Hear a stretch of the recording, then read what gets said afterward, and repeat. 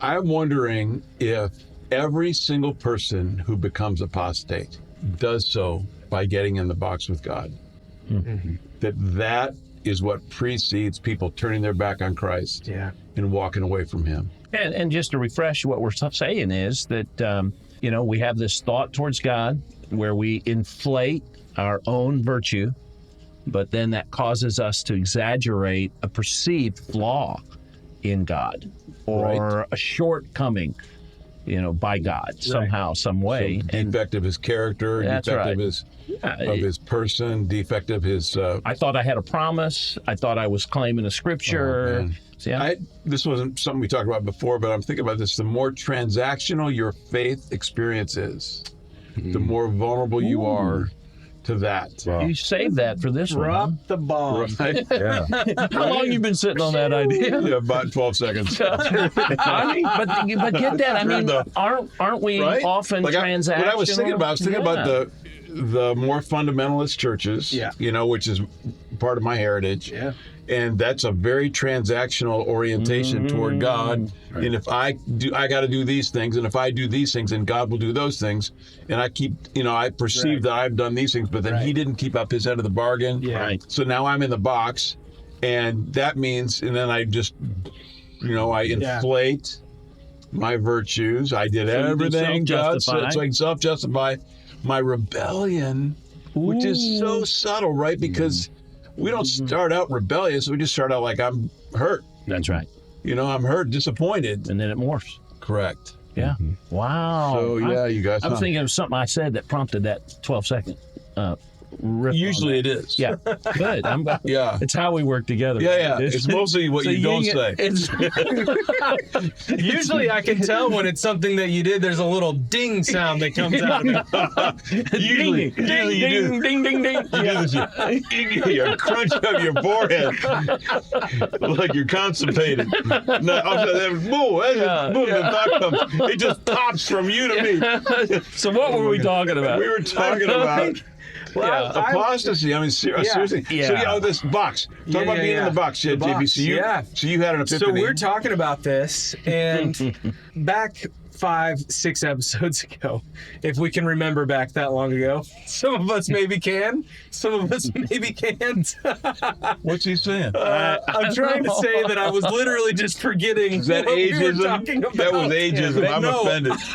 Maybe what we're Someone talking can't emitting. about- remember 5 episodes. I think what we're emitting is contagious, is what I think. And so they're forgetting. Oh, man. Hurt my last feeling, JP. I was talking about myself. So, 5-6 episodes ago, we're talking about me needing breakthrough. I'm stuck up against God. I am refusing to surrender because what if God isn't who I think he is? Who he says he is? What if God doesn't show up to be who he says he is for me? Yeah. And when we're having this conversation, I think you said, well, DZ, sorry, I'm pointing at you. What if you can be in the box towards God? I started thinking about, actually, that's the perfect description of what I was. I was in the box towards God. I was actually really looking hugely look at what I've done, look at all these things that I'm doing, and yet, like, why can't God do this? Yeah. That was the phrase that I had used. Yeah. Not the night where I had the breakthrough, but about a week before when I was really realizing that I was stuck. Yeah. And So there was an assumption. there was an assumption. that God should behave in a certain way, ought to right? behave in Yeah. act. And Wow, yeah. here's what's interesting to me. In surrendering, I got out of the box. The interesting thing is, does that mean that the impulse that I was supposed to do towards God, that I wasn't acting on, was actually just surrendering to him? And that got me in the box. Sure.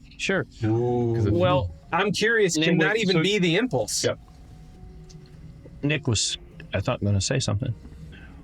I mean, to me, it sounds like you're faced with two choices: surrender or redefining God. Okay. Right. And so when we, that's a dangerous slope. when we, right? Yeah. And he's talking about apostasy. And Yeah. How many people do we know that Right.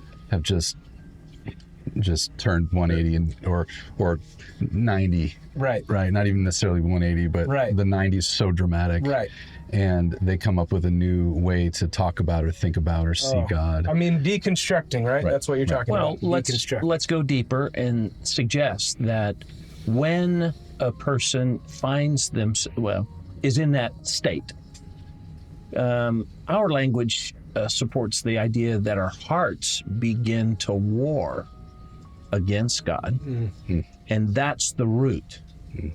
So, which is pride. Which is pride, which is, it could come out of the pain, but it could grow into bitterness, resentment, disillusionment. Come on. This is at the heart of why we see people who, John, unlike you, and I wanted to say this, unlike you came back and found yourself wanting to surrender, to be out of the box because you didn't like being that way with God. How many people have we heard about who aren't yet ready to surrender? Right. And so they're in this perceived standoff. Yeah. Might be a way of talking about it. Yeah. You've taken offense Yes, against God, and it's subtle. Here's how you know, is when you start to inflate your virtues. Yeah. Right? No, was that a part of your thing? 'Cause I've heard you mention that. I am this. I deserve this. I deserve this. I've done all these things. Come on. And then you exaggerate the other person, the offender, or the one who's disappointing you, their deficiencies or defects. Yeah. Their faults. And that was in play and as their well. flaws. Yeah. What's standing out to me, once again, which is just so huge, and we've been talking about this, and yet in the conversation about God, it's more apparent than ever. When it's so easy to think, well, I'm in the box towards this person, but they did XYZ to get me in the box. Right. You want to blame them. You want to blame someone else for me being in the box. That's That right. is actually what I want to do. I want to self-justify my being in the box, Yes. which is just on a whole other level. That's right. But to think about with God, I want to hear what you said. To think about with God, he couldn't have done it. He literally is incapable of doing it. Doing the wrong thing. Because sometimes it's the absence, like he didn't do things That's that we right. blame him for, or That's he right. should have done things Right. that we... Yeah. So, Kirk, I remember you saying something about when we get into the box, we've betrayed ourselves, but you put it in the language of our hearts condemn us. Yeah. Say more about that. Well, as we were talking about it, just that scripture, and you said it's in Romans. Yeah. Occurred to me, if our hearts condemn us not, then we have confidence toward God. And Christianity is a matter of the heart. It's totally about the heart. And an uncondemned heart or a condemned heart. Yeah.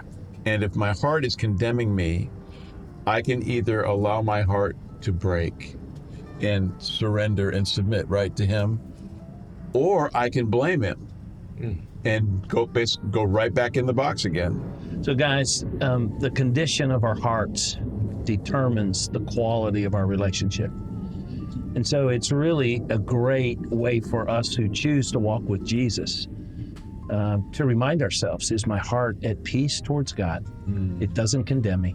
Or is my heart really at war and there's resistance, or in some ways, something amiss that needs to be addressed? And one of the most powerful thoughts that came out of what we talked about getting ready for the episode seemed to be that God is never, ever in the box towards us. Isn't that exciting? Yeah. Yeah, man. God is boxless. Isn't that powerful?